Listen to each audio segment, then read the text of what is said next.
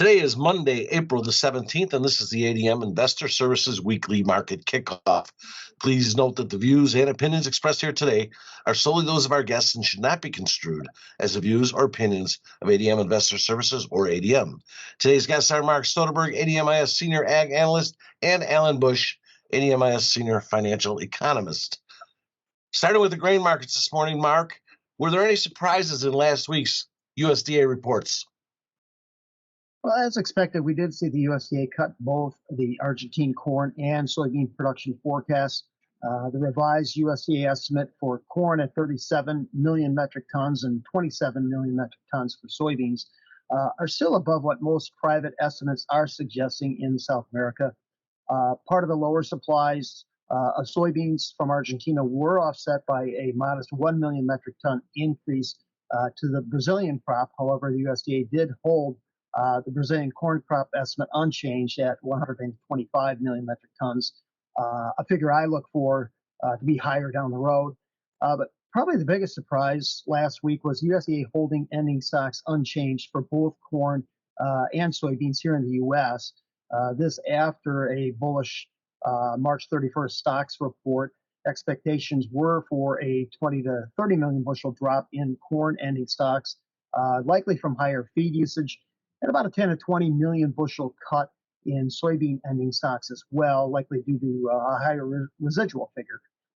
So I look for these estimates to become lower down the road, and failure to reduce stocks in this report was viewed as slightly negative. And Mark, what factors do you believe will be driving ag prices this week? Well, in addition to weather and the normal weekly usage numbers we do have a monthly NOPA stocks report, crush report later this afternoon. We'll also get an update on planting progress and winter wheat crop ratings. But one thing I'm most eager to see this week is whether we see any more corn purchases from China. Last week, they bought just over 700,000 tons, about 28 million bushels of U.S. corn, just over half of this being old crop.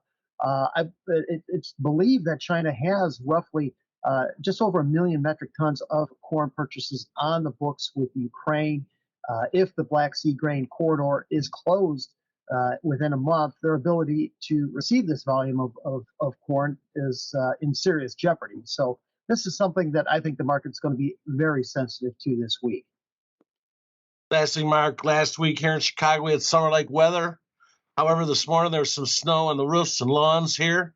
How's the weather forecast shaping up for spring plantings?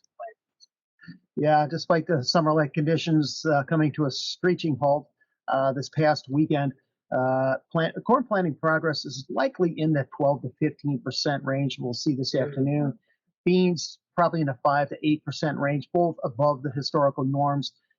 Temperatures early part of this week are likely to remain well below normal through much of the northern Midwest. Summer-like warmth in the U.S. southern plains is going to try to work its way a little bit north and east by midweek before another shot of cold air arrives, bringing in much below normal temperatures again this coming weekend, and likely to remain in the extended outlook through the end of the month. So I still see some pretty good planting progress across the mid-south this week before a dose of rain middle to latter part of the week. Plantings across the north, however, are likely to remain at a slower than normal pace. So still not much hope either for meaningful rain across the U.S. southern plains for the next week to 10 days. Alan, I haven't forgotten about you. Let's check in on the industrial commodities. What are the price outlooks in the industrial commodities, Alan? So I think in general, industrial commodity prices will probably come under pressure. That would include the natural gas, gasoline, and lumber, and probably to a lesser degree, copper and crude oil. Crude oil recently received a bounce from an announcement that OPEC was cutting production.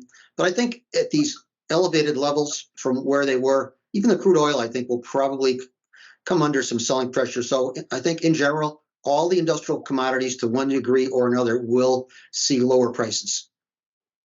And Alan, currency-wise, what's it look like for the U.S. dollar and the euro currency?